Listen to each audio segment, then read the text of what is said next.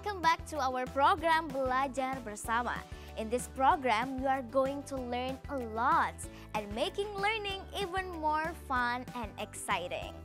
And teman-teman ya, kita punya banyak banget nih tanaman-tanaman yang cantik-cantik. Tapi selain tanaman-tanaman yang cantik ini, ada juga loh friends tanaman-tanaman yang langka dan unik. Do anyone know? Ada yang tahu tanaman apa aja yang langka dan unik? Oh yes please. Rafflesia, correct. Rafflesia atau bunga bangkai yang biasa kita sebut.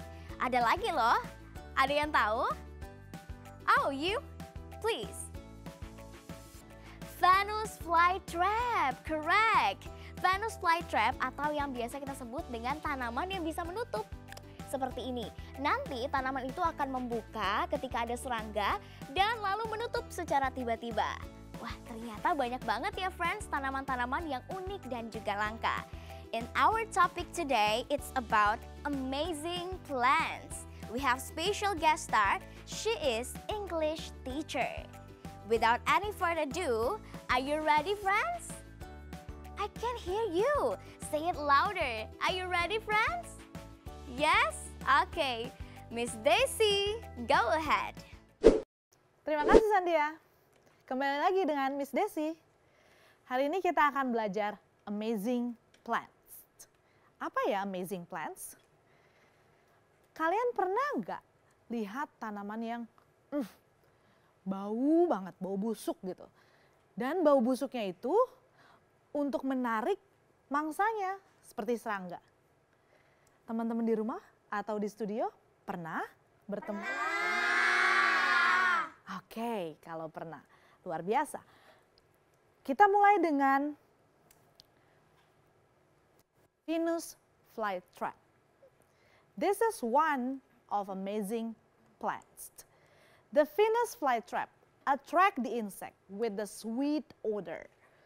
When an insect lands on the Venus flytrap and it will be open the leaf closes and traps the insects. And the plant slowly digests the insect over a period of 8 to 10 days. Jadi kalau ada serangga yang mendekati Venus flytrap, ya, dia akan menutup. Nah, itu akan bertahan hingga sampai 10 hari. Oke, yang berikutnya. Stinky lily. Dari namanya aja stinky, artinya bau ya. Ya. Atau kita sebut juga dengan bunga bakung yang bau. Ya.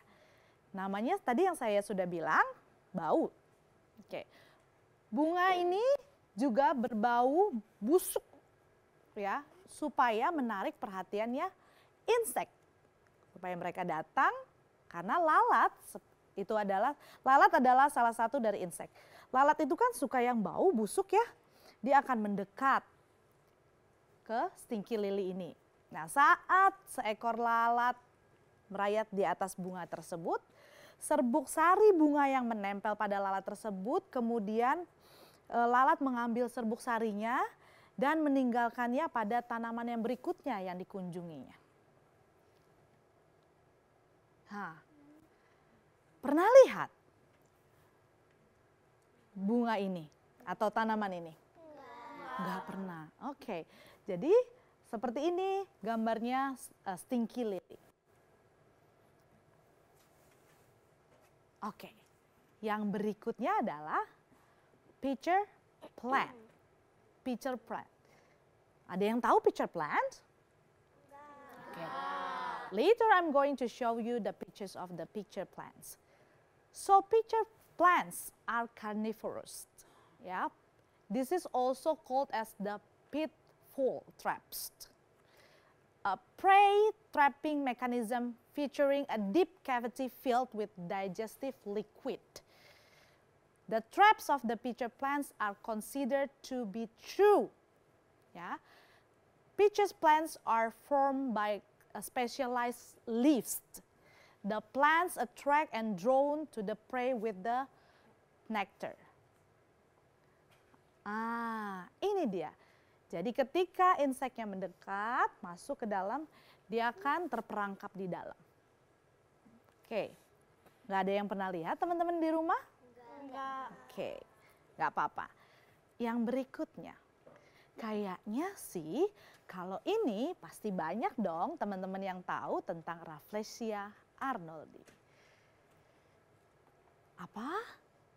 Yes, Rafflesia arnoldi atau kita bisa sebut dengan bunga bangkai.